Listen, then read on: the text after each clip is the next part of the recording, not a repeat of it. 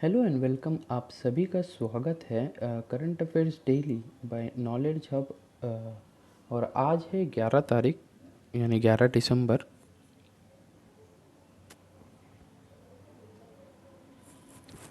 तो अगर आप इस चैनल पे नए हैं तो आज है 11 दिसंबर और हम लोग आज की करंट अफेयर्स जानेंगे। और अगर आप इस चैनल पे नए हैं तो सब्सक्राइब कर ले और बेल आइकन को भी क्लिक कर ले ताकि ऐसे इंपॉर्टेंट करंट अफेयर्स जो कि मैं डेली प्रोवाइड करूँगा उसे आप मिस नहीं करना चाहिए। तो इसलिए आप इसे सब्सक्राइब और बेल आइकन ज़रूर क्लिक कर लें। और आप चाहते हैं कि इस वीडियो की पीडीएफ चाहिए तो आप यहाँ जो डिस्क्रिप्शन में लिंक दी हुई है टेलीग्राम ग्रुप की, तो आप उसे ज्वाइन कर लें और आपको डेली करंट अफेयर्स की पीडीएफ जो है, जो भी लेक्चर्स मैं यहाँ पर बताऊँगा उस लेक्चर्स की पीडीएफ में आपको वहाँ पर प्रोवाइड कर दूँगा। तो स्टार्ट करते हैं आज का न्यूज़ करंट अफेयर्स, जो कि है पहली वाली है 11th एडिशन यानी 11वीं एडिशन इंडिया मालदीव्स की जॉइंट मिलिट्री एक्सरसाइज होती है ना, जिसका नाम है एक्वेरिन। ये हुई है मालदीव्स में। अब ये मालदीव्स में हुई है तो मालदीव्स में कहाँ हुई है? कदाहू आइलैंड्स पे। ठीक है, ये 6 दिसंबर से 19 दिसंबर तक ये हो रही थी। अब बात कर लेते हैं यहाँ की पॉइंट्स। तो ये 11वीं एडिशन है। तो सबसे पहली एडिशन जो है वो 2009 में स्टार्ट हुई। ठीक है, तो इंडिया मालदीव्स के बीच में ये जॉइंट एक्सरसाइज हुई है। तो इंडिया के बारे में तो आप सभी को पता ही होगा। मालदीव्स की बात करें तो यहाँ की कैपिटल है माले, प्रेसिडेंट है इब्राहिम मोहम्मद सलाह और करेंसी है रुफिया। ठीक, और जो मिलिट्री एक्सरसाइज एक्वेरिन जो है इसका मतलब होता है फ्रेंड्स, और ये देवही लैंग्वेज में इसका मतलब होता है फ्रेंड्स। ठीक, तो बाकी डिटेल्स आप यहाँ से पढ़ सकते हैं। तो बढ़ते हैं अगले न्यूज़ जो कि आ रही है। गिरिराज सिंह ने रिलीज़ किया है localization of SDGs through Panchayati Raj institutions report and launches GPDP monitoring dashboard training management portal। अब यहाँ पर गिरिराज सिंह ये कौन है? गिरिराज सिंह है union minister of rural development and Panchayati राज।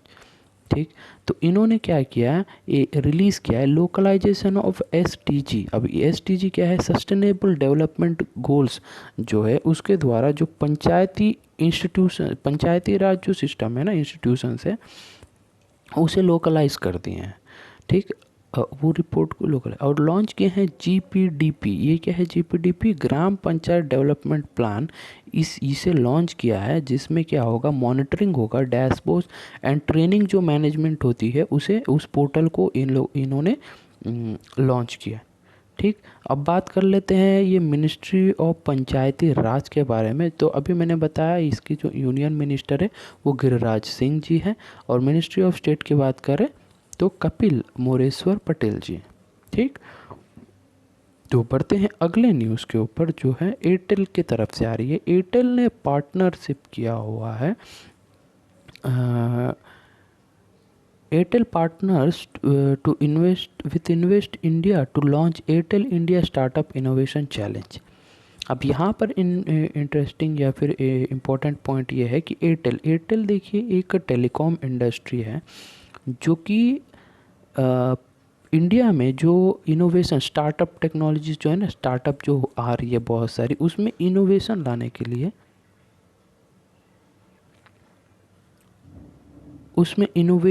के लिए, ये हेल्प कर रही है। ठीक है, ये चैलेंज लाया हुआ है जो कि मदद करेगा जो 5G टेक्नोलॉजी से, इंटरनेट ऑफ थिंग्स। देखिए आजकल सभी चीज़ें इंटरनेट में हो जा रही है, तो इस चीज़ को बढ़ोतरी देने के लिए इंडिया में ये चीज़ स्टार्ट कर रही है। ठीक है, तो अब बात कर लेते हैं एयरटेल के बारे में। तो एयरटेल जो है इस्टाब्लिश हुआ था, सबसे पहले इस्टाब्लिश यानी फाउंड किया गया था 1955 में, और इसके जो चेयरमैन है सुनील भारती, और MD एंड CEO की बात करें तो गोपाल मित्तल जी हैं। ठीक, और हेडक्वार्टर्स की बात करें तो न्यू दिल्ली में है। इस प्रोग्राम इन्वेस्ट इंडिया की बात करें, इन्वेस्ट इंडिया एक प्रोग्राम है। ठीक, ये सेटअप किया गया था 2009 में। ये एक नॉन प्रॉफिट वेंचर है। ठीक, under develop department of promotion of industry and internal trade और है ministry of commerce and industry और गवर्नमेंट ऑफ इंडिया। इन सभी का मिश्रण से, यानी इन सभी को मदद से ये इन्वेस्ट इंडिया कहकर ये एक नॉन प्रॉफिट वेंचर बनाया गया था। ठीक, तो ये दोनों मिलकर ये चीज़ Airtel India startup innovation challenge ये बनाया गया। ठीक, तो अगला न्यूज़ ये है कि न्यूज़ नहीं है, ये बाई मंथली जो मॉनेटरी पॉलिसी आती है ना 21-22 की, फिनेंशियल ईयर 21-22, तो उसकी हाईलाइट से कुछ यहाँ पर दिया हुआ है, तो आप लोग पढ़ सकते हैं। यहाँ पर इम्पोर्टेंट ये हो जाता है कि जो पॉलिसी रेट्स है उसमें अगर देखा जाए तो कुछ चेंजेस नहीं हुआ है। ग्रोथ की बात करें तो 9.5% की ग्रोथ एक्सपेक्ट की जा रही है, इस पर प्रोजेक्शन की जा रही है, और इन्फ्लेशन देखी जा रही है तो 5.3% तक इन्फ्लेशन चली गई है। ठीक, तो इन्फ्लेशन का टारगेट ये रखा गया है कि 4+2 या -2। ठीक, तो इसी के बीच में रखने का कोशिश हर बार की जाती है, जो कि इस बार है, लेकिन ये हायर साइड में है, तो ये हमें ऑलमोस्ट 4 तक लाना पड़ेगा। तो अब बात कर लेते हैं रिज़र्व बैंक ऑफ इंडिया के बारे में। तो इसकी एस्टैब्लिशमेंट हुई थी 1 अप्रैल 1935 को, और हेडक्वार्टर्स की बात करें जो कि मुंबई में है। गवर्नर की बात करें शक्तिकांता दास जी हैं डिप्टी गवर्नर, और सारी डिटेल्स यहाँ पर दी हुई है। ठीक, तो अब बढ़ते हैं अगली न्यूज़ जो कि आ रही है। Aviva life insurance launches life insurance plan, जो निवेश बीमा। ठीक, तो ये एक 5 साल के पॉलिसी टाइप है जिसमें गारंटी किया जा रहा है, जो कि है, आप लोग यहाँ से पढ़ लीजिएगा। मुझे ये सारी चीज़ें इम्पोर्टेंट नहीं लग रही है, और ये न्यूज़ भी उतनी इम्पोर्टेंट नहीं लग रही है, बट 2 चीज़ें यहाँ पर बहुत ही इम्पोर्टेंट वो है अवीवा लाइफ इंश्योरेंस। ये इसके बारे में आप लोग यहाँ देख लीजिएगा। सीईओ है, सीईओ एंड मैनेजिंग है अमित मलिक जी, और इसकी हेडक्वार्टर्स गुरुग्राम में है। ये लॉन्च किया है लाइफ इंश्योरेंस प्लान, जो कि बहुत सारे कंपनीज करते रहते हैं। ठीक, इसमें उतनी इम्पोर्टेंट नहीं है। बात कर लेते हैं दूसरी, जो कि है BOM यानी बैंक ऑफ महाराष्ट्र, NPCI यानी national payment corporation of India, इन दोनों ने मिलकर टाई अप किया है to launch RuPay credit card. यानी आपको अब एक नया क्रेडिट कार्ड मिलेगा रुपे का, जो कि बैंक ऑफ महाराष्ट्र के थ्रू आपको प्रोवाइड किया जाएगा।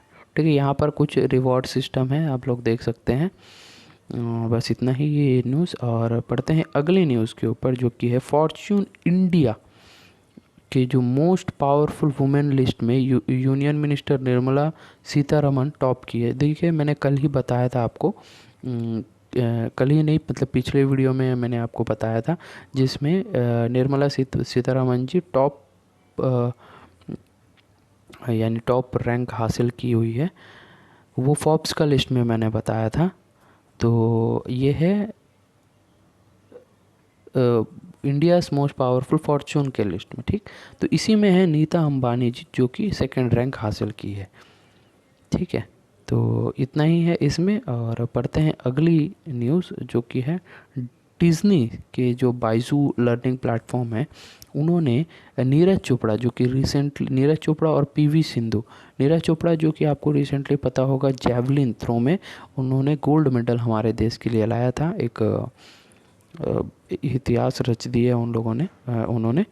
और PV सिंधु, इन दोनों को, PV सिंधु आपको पता होगा कि बैडमिंटन सॉकेट जो गेम होती है ना,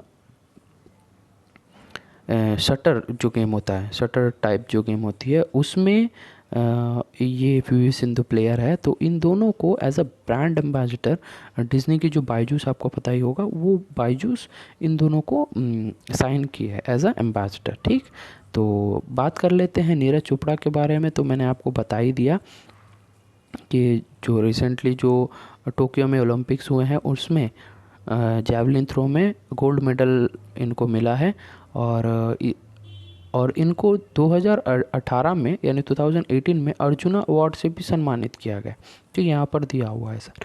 अब PV सिंधु की बात करें तो ये 25 ईयर्स ओल्ड शटर प्लेयर हैं, जो कि हैदराबाद तेलंगाना से हैं, और ये रियो ओलंपिक्स में 2016 में जो हुआ था उसमें इनको सिल्वर मेडल इनको मिला था। ठीक, और बात कर लेते हैं डिज्नी बायजूस। तो देखिए बायजूस तो 2011 में लॉन्च हुआ था और इनके फाउंडर थे बायजू क्या है रविंद्रन, जिसके हेडक्वार्टर्स बेंगलुरु कर्नाटका में है।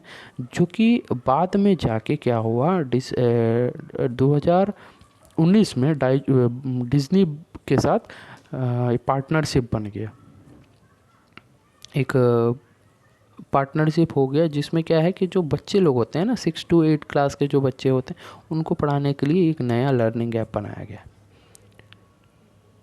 ठीक है। और रिसेंटली आपको पता ही होगा कि ग्रेडअप बोलकर एक एप्लीकेशन है जो कि वो भी एजुकेशन में ही पार्टिसिपेट करता है, वो सितंबर में बायजू ने उसको एक्वायर कर लिया।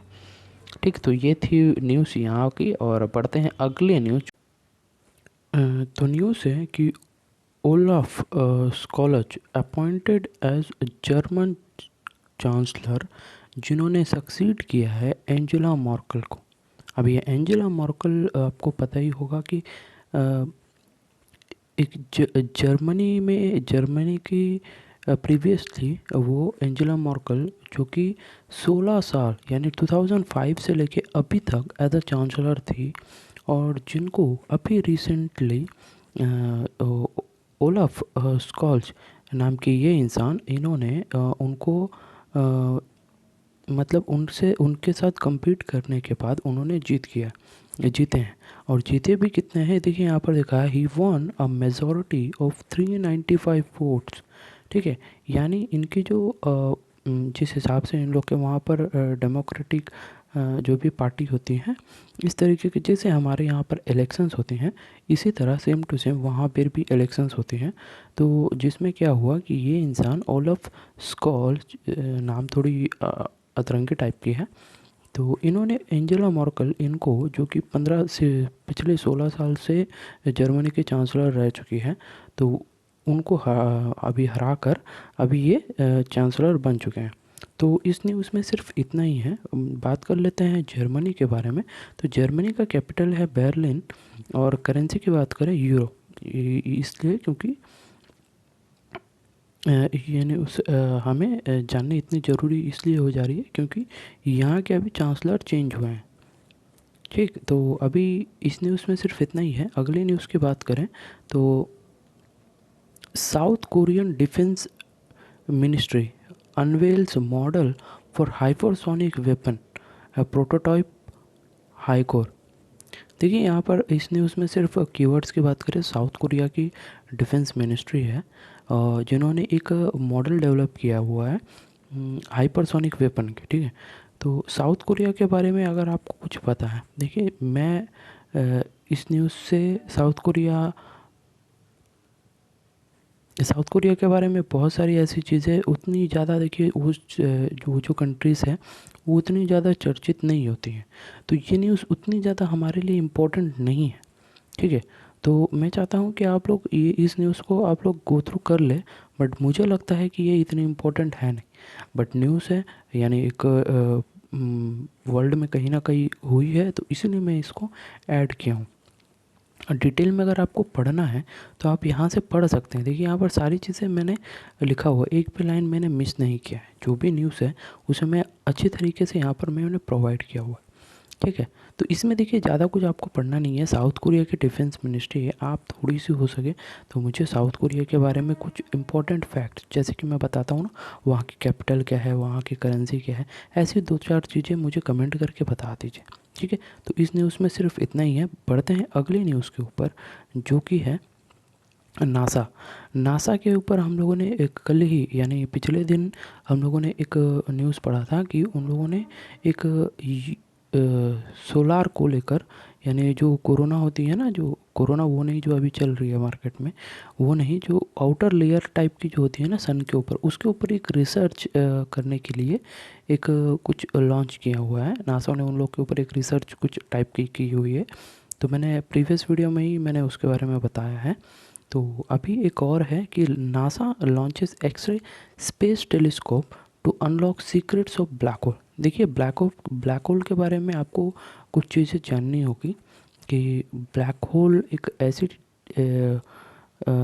जगह है जहाँ पर टाइम जो होता है ना, टाइम मैं कह रहा हूँ, वहाँ पर जो सन की जो लाइट भी है ना, लाइट आप सबको पता होगा बहुत ही फास्ट होता है, लेकिन उससे भी वो क्या कह सकते हैं, देखिए मुझे साइंस में उतनी ज़्यादा मतलब यहाँ पर मैं एक्सप्लेन उतनी डिटेल में मैं नहीं कर पा रहा हूँ, बट आप समझ सकते हैं कि वो इतनी डेंजरस है ब्लैक होल। और डेंजरस नहीं कह सकती, वहाँ से में लाइट भी पास नहीं हो सकती है। आपको पता ही होगा कि ब्लैक कलर एक ऐसी कलर है जहाँ पर लाइट आती तो है बट वो रिफ्लेक्ट नहीं करती है। तो ये ब्लैक होल सिर्फ सेम उसी टाइप का है कि वहाँ से लाइट भी इतनी फास्ट से पास होती है कि आपको पता भी नहीं चलेगा। तो ये जो चीज़ है ये बहुत ही क्या कह सकते हैं, रिसेंटली आपको पता होगा कि ब्लैक होल को लेकर, ब्लैक होल के ऊपर कुछ लोग रिसर्च कर रहे थे या फिर कुछ उसके बारे में कुछ जांच पड़ताल कर रहे थे, उनको कुछ नोबेल पुरस्कार भी मिला है। ठीक है, तो आप लोग मुझे उन लोगों का नाम मुझे बताइए। ये 2019 या 20 में ये चीज़ हुई है, तो आप मुझे ये बता सकते हैं कि वो कौन है वो साइंटिस्ट जिनको 2020 में फिज़िक्स की जो फिज़िक्स में किन लोगों को, कौन से साइंटिस्ट को नोबेल पुरस्कार मिला है। अब बात कर लेते हैं नासा के बारे में। तो नासा के बारे में आपको पता ही होगा कि ये यूएसए की एक स्पेस एजेंसी है। और बाकी तो आप लोग को पता चल ही गया होगा कि एक्सरे है, एक्सरे स्पेस टेलीस्कोप ये लोग भेज रहे हैं अनलॉक करने के लिए कि ब्लैक होल की कुछ अनगुनी अनकहानी होती है ना, अनकही कुछ किस्से होते हैं, तो वो रिवील करने के लिए ये लोग भेज रहे हैं। तो ये जो लॉन्च करेंगे, ये जो नासा के जो ये जो टेलीस्कोप है ये लॉन्च करेंगे जो स्पेस एक्स की फैल्कन 9 रॉकेट है ना उससे। तो ये स्पेस एक्स किसकी है, आपको पता ही होगा कि ये टेस्ला के फाउंडर जो हैं इलॉन मस्क, इनकी एक कंपनी है स्पेस एक्स। तो इसकी एक रॉकेट की टाइप है फैल्कन 9 रॉकेट, उससे ये चीज़ है, यानी ये स्पेस टेलीस्कोप भेजा जाएगा अंतरिक्ष में, इसलिए ब्लैक होल के कुछ सीक्रेट्स को जांच करने के लिए। ठीक, तो ये थी न्यूज़। और बढ़ते हैं अगले न्यूज़ के ऊपर। अगला न्यूज़ ये है कि इंडिया ने विन किया है 41 मेडल्स कहाँ पर, एशियन यूथ पैरा गेम्स। देखिए यहाँ पर इंडिया के बारे में आपको पता ही होगा। बात कर लेते हैं एशियन यूथ पैरा गेम्स के बारे में।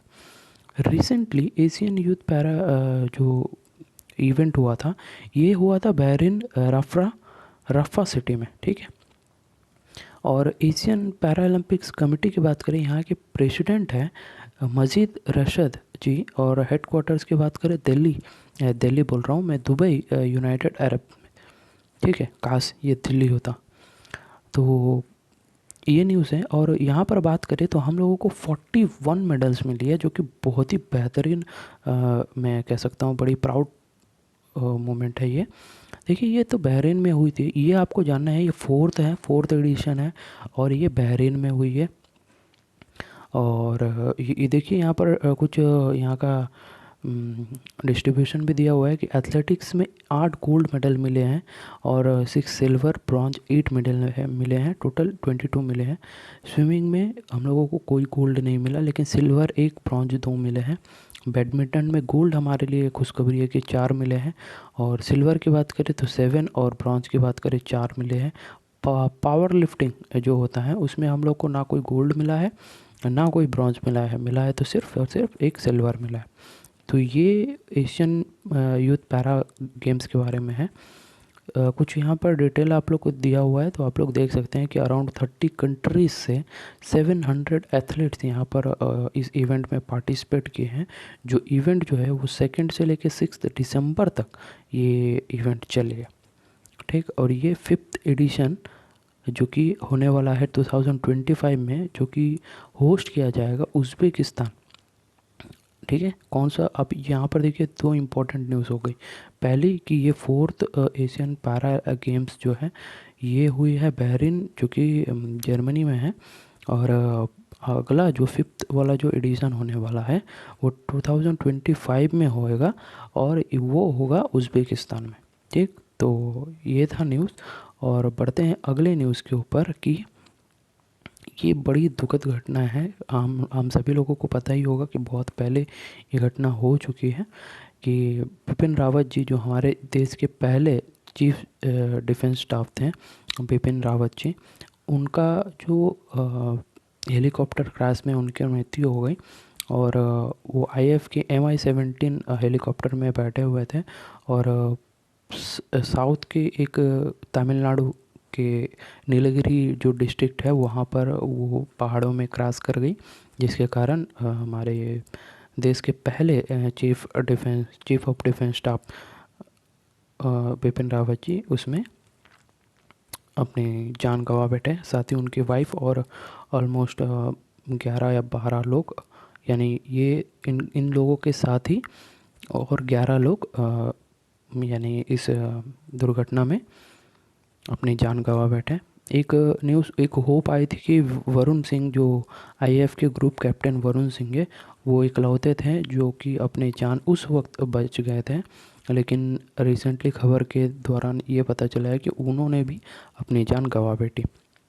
ठीक है, बिपिन रावत के बारे में बिपिन रावत सर के बारे में अगर आपको कुछ जानना है तो यहाँ से आप जान सकते हैं। देखिए बहुत ही हम लोग क्या कह सकते हैं, एक हीरा हम लोगों ने खो चुका है।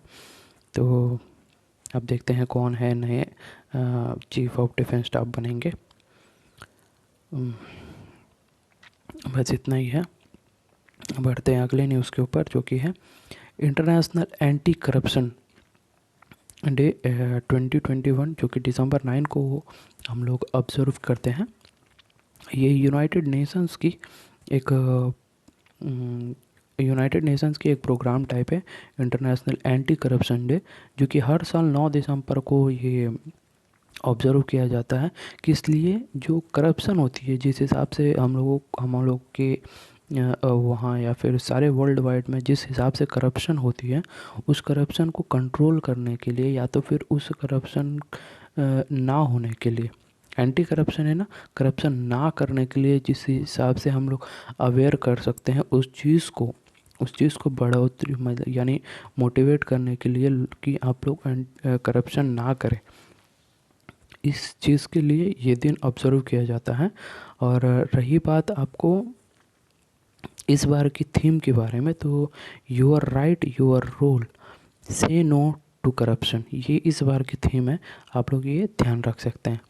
ठीक है, और कुछ United Nations development programme UNDP के बारे में बात करें तो वहाँ की एडमिनिस्ट्रेटर हैं एचिम स्टेनर, और हेडक्वार्टर्स की बात करें तो न्यूयॉर्क यूनाइटेड स्टेट्स में है। UN office on drugs and crimes, देखिए यहाँ पर दिया हुआ है। यहाँ के डायरेक्टर जनरल की बात करें तो गहादा फैती वाले, ये इजिप्ट के हैं, और वेनिला ऑस्ट्रिया में है। United Nations office on drugs and crime के बारे में। ठीक, देखिए ये सारी चीज़ें इंपॉर्टेंट नहीं है, हमें सिर्फ जानना है UNDP के बारे में, जो कि मैंने यहाँ पर दिया हुआ है, और ये न्यूज़ से आप लोग चाहे तो डिटेल में पढ़ सकते हैं। ठीक है, अगली इम्पोर्टेंट डे है इंटरनेशनल डे ऑफ कॉमोमरेशन। इसका मुझे आप लोग मीनिंग बताइए। Commemoration and dignity of victims of a crime of genocide and prevention of this crime। बड़ी लंबी डे है जो भी है, ये भी दिसंबर 9 को सेलिब्रेट किया जाता है। ये इतनी इम्पोर्टेंट तो नहीं है, बट हाँ एक चीज़ ध्यान रखिएगा, ये जुड़ सकता है जेनोसाइड, जो जहाँ भी जेनोसाइड होता है ना, उस चीज़ से ये जुड़ सकता है। तो आप लोग हो सके तो इंडिया जब बांग्लादेश को बचाई थी, मैंने एक वीडियो में शायद 8 दिसंबर के जो करंट अफेयर्स हैं उस वीडियो में मैंने गलती से इंडो चीन जो वॉर हुआ था ना 1961 में, मैं उसके बारे में डिस्कस कर बैठा, जो कि असल में इंडो पाक का जो युद्ध हुआ था जिसमें बांग्लादेश एक अलग कंट्री बन गई, वो हुई थी 1972 में। ठीक, तो मैं वो गलती से 1961 कर बैठा, तो आप लोग मुझे माफ़ कर दीजिएगा। मेरा एक स्टूडेंट है, उन्होंने मुझे ये चीज़ बताया, तो मैं उसके बाद वो वीडियो को देखा। मैं एक्सप्लेन कर रहा था तो मैं भटक गया थोड़ा सा, तो कोई नहीं, अब मैं उसको सही कर लूँगा। बस बात यह है कि ये पॉइंट अभी इसलिए आया है यहाँ पर कि जिस तरह से पाकिस्तान ने जेनोसाइड किया ना, जिस हिसाब से पाकिस्तान ने जेनोसाइड किया बांग्लादेश के ऊपर, तो उस चीज़ के लिए ये चीज़ इम्पोर्टेंट हो जाती है, ये डे इम्पोर्टेंट हो जाता है। तो आप लोग इसके बारे में थोड़ी पढ़ सकते हैं। This was the first human right treaty adopted by UNGA. ठीक है, तो यूएन के बारे में आपको यहाँ पर पढ़ सकते हैं। मैंने पिछली स्लाइड में भी बताया कि हेडक्वार्टर्स है न्यूयॉर्क, यूनाइटेड स्टेट्स में, और इसे फाउंडेड किया गया था 1945 में। ठीक, हमारे आज़ादी से 2 साल पहले की बात है। और सेक्रेटरी जनरल की बात करें तो ओटेनियो ग्यूटेरस, ये वहाँ यूएन की सेक्रेटरी जनरल है। तो ये थी न्यूज़। और अगली बात करें तो पुष्कर सिंह धामी, ये लॉन्च किया है मिल्क प्राइस इनिशिएटिव स्कीम। कहाँ पर? उत्तराखंड में। तो पहले जान लेते हैं कि ये पुष्कर सिंह धामी जी कौन है। ये हैं उत्तराखंड के सीएम जी।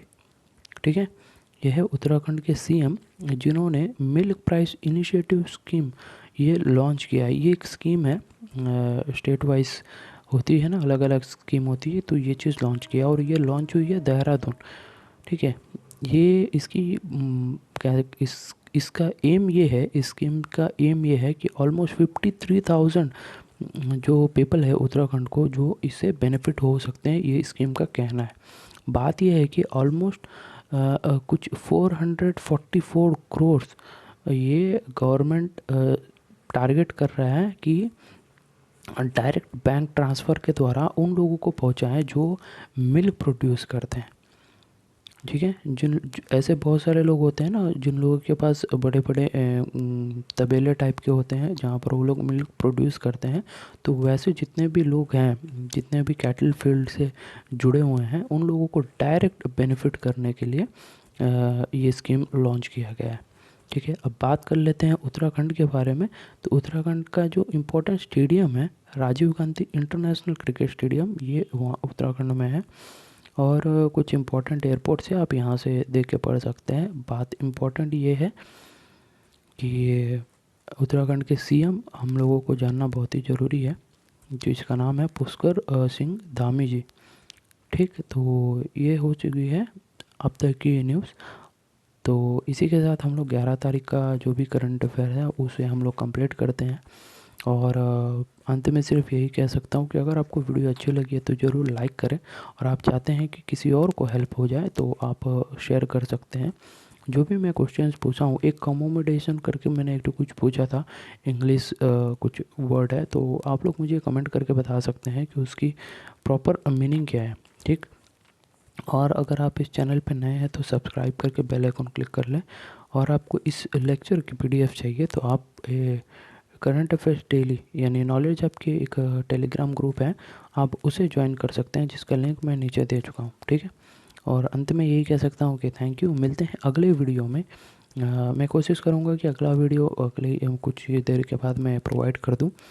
आप लोग को पता है कि अभी हम लोग बैकलॉग में चल रहे हैं, तो मैं कंटिन्यूसली वीडियोस अपलोड करने वाला हूँ।